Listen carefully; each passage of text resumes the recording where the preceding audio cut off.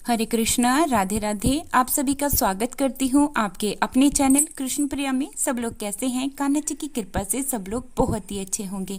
और ना श्याम सुंदर जी का जब मैंने सुबह स्नान कराया था तो आज मैंने उनकी ना मालिश नहीं की थी। जब मैं इनको स्नान कराती हूँ सुबह सुबह तो मुझे ऐसा लगता है कि कहीं मेरे लल्ला को सर्दी न लग जाए, इसीलिए मैं इनकी सुबह के समय में अब मसाज नहीं करती हूँ, क्योंकि अब सुबह के समय में ना मौसम ठंडा होने लगा है तो मुझे ऐसा लगता है कि इनको सर्दी लगेगी, तो इसीलिए जब धूप आ जाती है तो मैं तभी इनकी मसाज करती हूँ। तो अब मैं इनकी इत्र से मसाज कर लूँगी और ये मैं दोपहर के समय कर रही हूँ। मेरे जो प्यारे श्याम सुंदर जी हैं इन्होंने भोजन आदि कर लिया है, भोग लगा लिया है और अब बस मैं इनको इत्र से मसाज करा करके थोड़ी देर के लिए इनको सुला दूंगी, क्योंकि जब मालिश हो जाती है तो मालिश के बाद बच्चे को बहुत ही अच्छी सी नींद आती है ना, तो इसीलिए अब मैं मालिश के बाद अपनी श्याम सुंदर जी को थोड़ी देर के लिए सुला दूंगी। और साथ ही साथ आपके साथ कुछ चर्चा भी कर लेते हैं। आज जो चर्चा का विषय है वो है, जैसे कि अब सर्दियां स्टार्ट हो गई हैं, इसमें हमें अपने लड्डू गोपाल जी की सर्दियों में किस प्रकार से सेवा करनी चाहिए, किन किन चीज़ों का विशेष ध्यान रखना चाहिए, वो सारी चर्चा आज हम इस वीडियो में करने वाले हैं। और अगर आप हमारे चैनल पर पहली बार आए हैं तो प्लीज़ हमारे चैनल को सब्सक्राइब जरूर से कर लीजिएगा। अगर वीडियो थोड़ी सी भी अच्छी लगे तो एक लाइक जरूर से कीजिएगा और वीडियो को अपने दोस्तों के साथ शेयर भी जरूर से कीजिएगा। देखिए, बहुत सारे भक्तों के घर पर छोटे छोटे बच्चे हैं। अब वो अपने बच्चों की सेवा कैसे करते हैं, किन किन चीज़ों का ध्यान रखते हैं, ऐसे ही हमें अपने लड्डू गोपाल जी की सेवा में भी ध्यान रखना होता है। बहुत सारे भक्तों के घर पर लड्डू गोपाल जी अभी हाल फिलहाल में ही आए हैं, या तो 1 महीना हो गया है या 2-3 महीने हो गए हैं। कुछ भक्तों के यहाँ पर लड्डू गोपाल जी ने कुछ सालों से अपनी सेवा दी हुई है, जैसे कि 1 साल हो गया, 2 साल हो गया, किसी के यहाँ ज़्यादा भी हो गया है। तो वो लगातार जैसे लड्डू गोपाल जी की सेवा कर रहे हैं। तो देखिए, लड्डू गोपाल जी जो है ना, वो हमारी बिहारी जी का, हमारे कान्हा जी का, कृष्णा जी का बाल स्वरूप है। तो जिस प्रकार से हम अपने नन्हे बच्चे की सेवा करते हैं वैसे ही हम अपने लड्डू गोपाल जी की सेवा भी करते हैं। देखिए, जैसे बिहारी जी की सेवा होती है वैसे ही हमारे लड्डू गोपाल जी की, हमारे कान्हा जी के बाल स्वरूप की सेवा भी की जाती है। अब देखिए, सर्दियों के समय में है ना, लड्डू गोपाल जी को कोशिश ये करनी चाहिए घर से बाहर कम से कम ही लेकर के जाना चाहिए। ये नहीं कि जैसे कि हमें कहीं पर भी जाना है तो लड्डू गोपाल जी को अपने साथ ही लेकर के जाएं।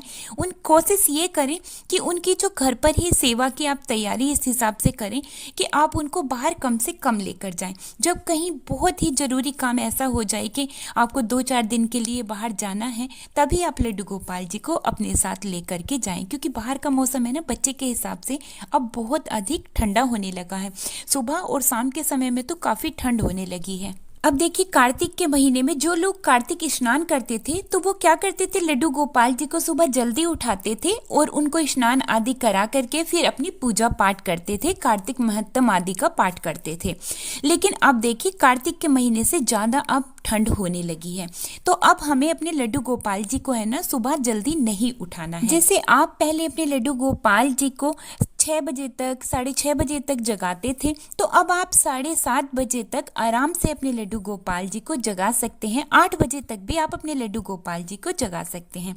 लेकिन देखिए, लड्डू गोपाल जी को जगाने से पहले हमें खुद को स्नान जरूर से करना चाहिए, अपने आप को पवित्र जरूर करना चाहिए। बिना स्नान करे लड्डू गोपाल जी को स्पर्श नहीं करना चाहिए। तो पहले आप खुद ही स्नान करें, फिर उसके बाद में जहाँ पर हमारे लड्डू गोपाल जी सोए हैं उस स्थान को थोड़ा सा अच्छे से साफ कर लें। जहाँ पर हमारे लड्डू गोपाल जी को हमें स्नान के बाद विराजमान करना है, वहाँ पर भी उस स्थान को बहुत अच्छे से साफ कर लेना है। फिर अपने प्यारे लल्ला को आप जगाएं। जगाने के बाद आपको लड्डू गोपाल जी को बहुत हल्का गुनगुना सा जल देना है पीने के लिए, 1 तुलसी पत्ता डाल करके। फिर जब लड्डू गोपाल जी जल पी लें उसके 5 मिनट के बाद में आपको हल्का गुनगुना दूध देना है लड्डू गोपाल जी को। मतलब जैसे कि हम अपने नन्हे बच्चे को दूध पिलाते हैं ना जब वो सो करके उठता है, उतना ही गर्म दूध हम अपने लड्डू गोपाल जी के लिए लेकर के आएंगे। आप उसके साथ में मखाने दे सकते हैं, बादाम दे सकते हैं, किशमिश दे सकते हैं, ये बिल्कुल आपके ऊपर है। नहीं तो आप इसी तरह से आप दूध भी दे सकते हैं। जब लल्ला दूध पी ले उसके 20 मिनट के बाद या फिर 30 मिनट के बाद में आप अपने लल्ला को स्नान कराएं। जब लल्ला को स्नान कराना है तो कुछ विशेष बातों का जरूर से ध्यान रखना है। अगर आपके यहाँ पर फूल हैं तो आप लड्डू गोपाल जी को फूलों को आसन जरूर से दें। अगर फूल नहीं है तो एक तुलसी पत्ता आप उस थाली में, जहाँ पर के जिस भी पात्र में आप लड्डू गोपाल जी को स्नान करा रहे हैं, उस पात्र में आपको तुलसी पत्ता एक जरूर से रखना है। और लड्डू गोपाल जी को हल्के गुनगुने पानी से ही सर्दियों में स्नान कराया जाता है। देखिए, मैं तो अपने लड्डू गोपाल जी को जब से मैं गर्म पानी से स्नान करना शुरू कर देती हूँ ना, उसी समय से मैं अपने लड्डू गोपाल जी को भी गर्म पानी से स्नान कराना शुरू कर देती हूँ। लड्डू गोपाल के स्नान के बाद में हमें लड्डू गोपाल जी की मालिश करनी होती है इत्र से। देखिए, सर्दियों के इत्र है ना अलग होते हैं और गर्मियों के इत्र अलग होते हैं। तो आप केसर का इत्र ले सकते हैं या मोगरे का भी आप ले सकते हैं, क्योंकि मोगरे का भी है ना, देखिए दोनों सीजन में हम मोगरे के इत्र से लड्डू गोपाल जी की मालिश कर सकते हैं, क्योंकि ये ना गर्म होता है और ना ही ये ठंडा होता है। तो आप दोनों सीजन में लड्डू गोपाल जी की मालिश इस इत्र से कर सकते हैं।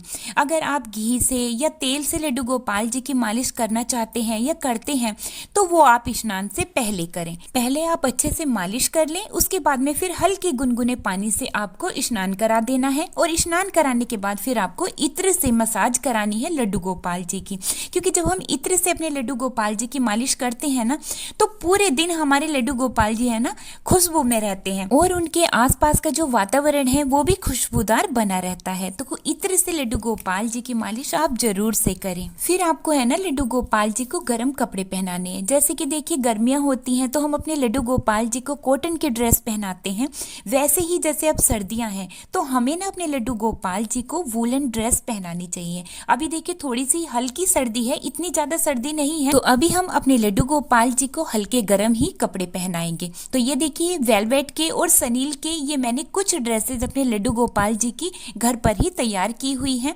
तो ये मैंने शर्ट है जो अपने लड्डू गोपाल जी के लिए बनाई थी, ये सनील में है। तो ये मैं अपने लड्डू गोपाल जी को, अपने प्यारे श्याम सुंदर जी को पहना देती हूँ। देखिए, जब सर्दी ज्यादा होती है तो फिर हमें अपने लड्डू गोपाल जी को वूलन ड्रेसेस भी पहनानी चाहिए। अभी सर्दी कम है तो हम इस तरह के सनील, वेलवेट के, ये कपड़े मोटे होते हैं, तो इस तरह की ड्रेसेस आप बनाकर घर पर या फिर मार्केट से लेकर के लड्डू गोपाल जी को धारण करवा सकते हैं। तो ये देखिए, इसी की मैचिंग की मैंने अपने लड्डू गोपाल जी के लिए कैप भी बनाई थी।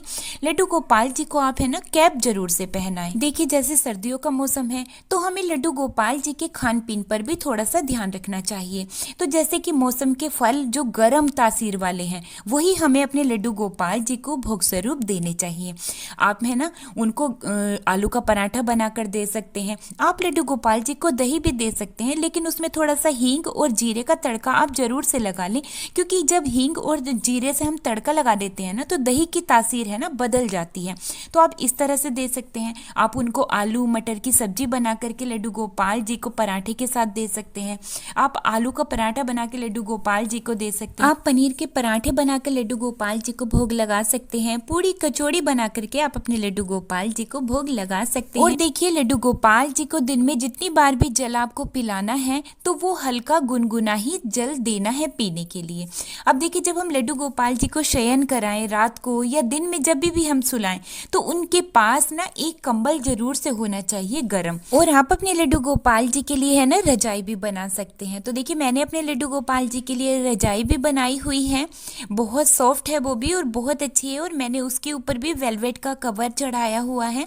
और यहाँ पर आप देख सकते हैं एक कंबल मैंने अपने लड्डू गोपाल जी के नीचे बिछा दिया है, क्योंकि अब हल्की सर्दी तो होने लगी है तो कॉटन की जो बेडशीट होती है वो जो जब लेटते हैं तो ना ठंडी लगती है, इसीलिए मैंने अपने लड्डू गोपाल जी के एक जो कंबल है वो नीचे बिछाया है और एक कंबल मैं उनको उड़ा दूंगी, जिससे कि उनको बिल्कुल भी सर्दी ना लगे। तो जी, ऐसी ही व्यवस्था आपको भी अपने लड्डू गोपाल जी के लिए सर्दियों में करनी है। और यहाँ पर देखिए, इत्र से मसाज होने के बाद मेरे लल्ला को आ रही है बहुत जोर से नींद, और अब मैं उनको सुला देती हूँ और उनको ब्लैंकेट भी उड़ा दूंगी, जिससे कि उनको हल्की गर्माहट सी मिलेगी, तो उससे उनको बहुत ही जल्दी से नींद आ जाएगी। उम्मीद करती हूँ आज की ये वीडियो आप सभी को बहुत ही पसंद आई होगी। अगर वीडियो अच्छी लगी है तो लाइक जरूर से कीजिएगा। और अब मैं वीडियो को यहीं पर ही रोकते हुए लेती हूँ आप सभी से विदा। मिलती हूँ एक और नई वीडियो के साथ। तब तक के लिए आप सभी को हमारे प्यारे श्याम सुंदर जी की ओर से और हमारी ओर से भी प्यार भरा राधे राधे, हरे कृष्णा।